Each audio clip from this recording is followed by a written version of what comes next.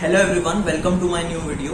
ये वीडियो एक बहुत ही इम्पोर्टेंट टॉपिक के बारे में है, रदर एक बहुत ही इम्पोर्टेंट मैसेज के बारे में है कि जिन जिन लोगों के शेयर्स अभी तक फिजिकल में हैं, यानी कि उन्होंने डीमटेरियलाइज नहीं कराए हैं, तो वो लोग अपने शेयर्स को डीमटेरियलाइज जल्द से जल्द करवा लें, वरना बहुत ही जल्द 2023 में आपके जो फोलियोज हैं वो फ्रीज हो जाएंगे।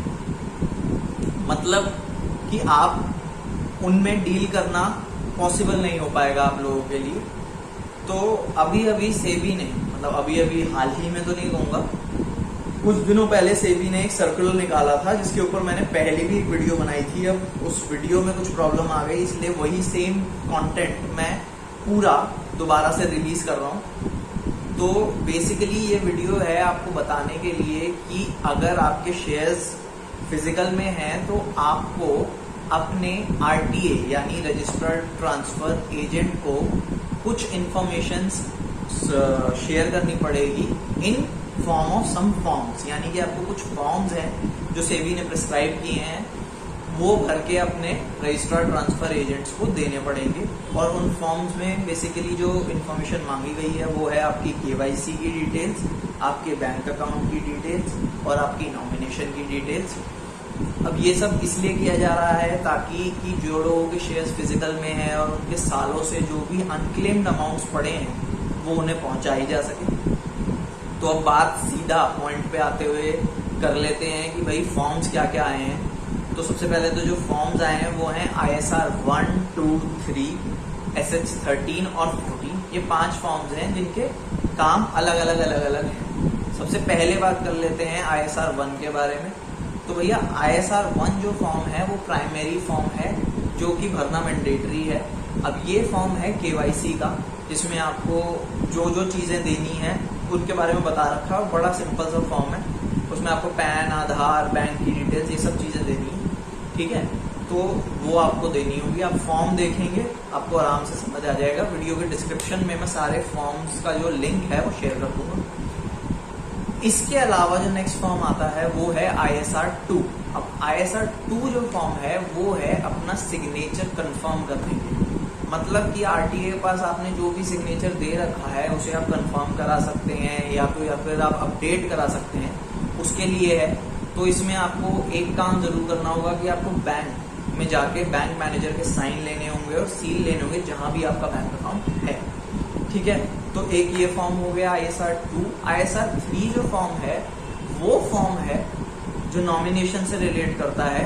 तो अगर मान लीजिए आप किसी को भी नॉमिनेट नहीं करना चाहते तो आपको ISR 3 भर के देना होगा कि भाई आप नॉमिनेशन से ऑप्ट आउट कर रहे हैं, यानी कि आप नहीं चाहते कि आपके शेयर्स आफ्टर योर डेथ किसी को भी यूं ही मिल जाए। वो जो भी वो लॉन्ग प्रोसीजर है और आपके बस इनहेरिटेंस जिनके पास जाती है उन्हीं को मिले और वो पूरा प्रोसीजर फॉलो करके लें, तो आप ऑप्ट आउट कर सकते हैं फ्रॉम द नॉमिनेशन। और उसके लिए आपको ISR 3 बनना होगा। इन केस आपने ऑलरेडी पहले से फिजिकल में जब आपने शेयर्स लिए थे तब आपने नॉमिनेशन भर दिया था और अब आप उस नॉमिनेशन में वेरिएशन करना चाहते हैं तो आपको भरना पड़ेगा SH 14 जो कि बोलता है अबाउट द नॉमिनेशन वेरिएशन, ठीक है। और फिर उसके बाद आता है लास्ट फॉर्म जो कि है SH 13। अभी मैंने SH 14 के बारे में बताया था शायद, ठीक है। तो लास्ट आता है SH 13। खैर जो बचता है फॉर्म वो आता है जिसमें मान लीजिए आपने अभी तक नॉमिनेशन दिया ही नहीं था। एक फॉर्म है जो आपने ऑप्ट आउट कर लिया, एक फॉर्म है जिसमें आपने वेरी कर लिया। अब जो लास्ट है वो जिसमें ये है कि भाई अभी तक आपने कोई नॉमिनेशन नहीं दिया, जब आपने फिजिकल में शेयर्स खरीदे थे उसके बारे में आरटीए को नहीं बताया था। तो अब आप उस फॉर्म को भर के नॉमिनेशन दे सकते हैं और जिसको भी आप नॉमिनेट करना चाहते हैं उसके बारे में आप बता सकते हैं। कुछ चीज़ें हैं उसमें जो स्पेसिफिक हैं वो ये हैं कि भैया आपको अगर मान लीजिए आप माइनर को नॉमिनेट कर रहे हैं तो आप वो कब अटेन करेगा मेजॉरिटी, यानी कि माइनॉरिटी से मेजर जब भी होगा उसकी आपको एक डेट वगैरह बतानी पड़ेगी, क्योंकि आप इजीली अगर फॉर्म पढ़ेंगे तो समझ में आ जाएगा। सो बेसिकली यही इन्फॉर्मेशन थी जो शेयर करनी थी कि भैया अपने आरटीएस को बिफोर 2023 आप अपनी जो भी डिटेल्स मांगी गई हैं वो इस फॉर्म में आपको दिख जाएंगी, ये सारे फॉर्म्स में, वो आप शेयर कर दीजिए अपने आरटीए से, यानी कि जिस भी कंपनी के शेयर्स आपके पास फिजिकल में हैं उनको। ये वीडियो उनके लिए नहीं जिनके शेयर्स डीमैटेरियलाइज्ड ऑलरेडी हैं, तो वो लोग अपनी जो भी डिटेल्स हैं वो आरटीए को शेयर कर दें। इसके लिए थी ये वीडियो।